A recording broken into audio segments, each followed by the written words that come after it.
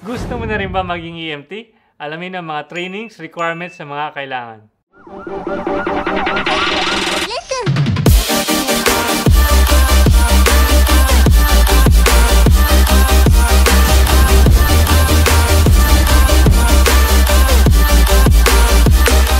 Hi, this is Elmark. Ang video na ito ay tungkol sa EMT training requirements, duration, fee, exams, and certifications.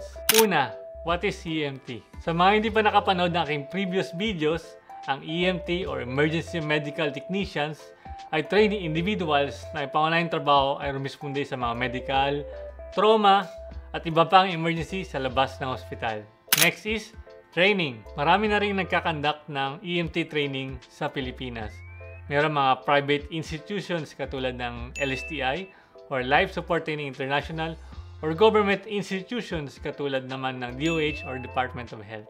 And since nag-train ako sa LSTI bago ako naging EMT dito sa UAE, sa video na ito pag-uusapan natin ng EMT Basic Training ng Life Support Training International. Next, duration of training.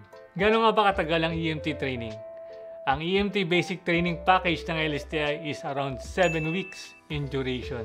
Aside from EMT training, kasama na rin sa 7 weeks ang pre-hospital trauma care, BLS training, at stop the bleed training. Next, requirements. Para naman sa requirements ng LSTI para sa EMT training, for college graduate, need mag-submit ng mga copies ng resume, TOR, at diploma. Para naman sa mga undergrad or senior high, kailangan ng copy ng last scholastic records. Unlike before na kailangan ng 4-year degree course bago makaparticipate sa training, ngayon, open na ang LSTI EMT Basic Training sa mga high school graduates. Next, training fee. Magkano nga ba ang training? Ang training fee ay 30,000 pesos, including all the materials, modules, and examinations. Meron din silang installment plans in which magbabayad ka ng 5,000 pesos upon enrollment and the rest ng 25K, babayaran mo siya weekly with minimum of 5,000 per week. Next, what to expect during training. For classes, it's from Monday to Friday starting from 9 a.m. up to 4:30 p.m.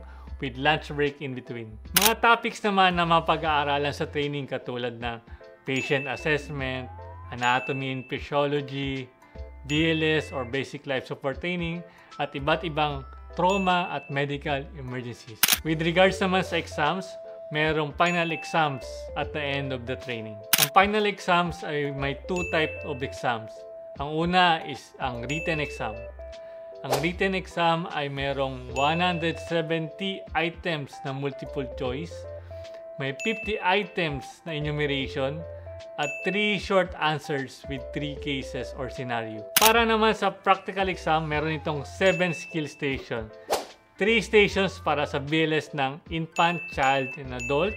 Meron ding airway station, meron ding patient assessment station, meron ding traction sprint station, and lastly, ang AED station. Next is OJT or on-the-job training. After pumasa ng final exams, before ma-register sa PSEMT or Philippine Society of Emergency Medical Technicians, kailangan naman tapusin ang 250 hours of OJT or on-the-job training sa pre-hospital or EMS field.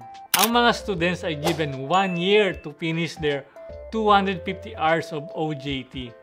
Kung sakaling din nila ito matapos within 1 year, need nila magkaroon ng re-examinations para sa PSEMT registration. Next, certifications. After pumasa sa exams at matapos ang kanilang 250 hours of OJT, ang mga students ay makakatanggap ng kanilang EMTB Training Certificate, BLS Certificate, Pre-Hospital Trauma Care Certificate, Stop the Bleed Certificate, PSEMT Certificate of Registrations, pati na rin ang kanilang PSEMT ID. Sa mga gustong mag-EMT dyan or gustong mag-undergo ng EMT training, I highly recommend LSTI or Life Support Training International. Para sa akin, sobrang laking tulong ng mga learnings ko sa training para sa aking journey as EMT dito sa UAE. Thank you again sa pakikinig. Please like and subscribe. Thank you!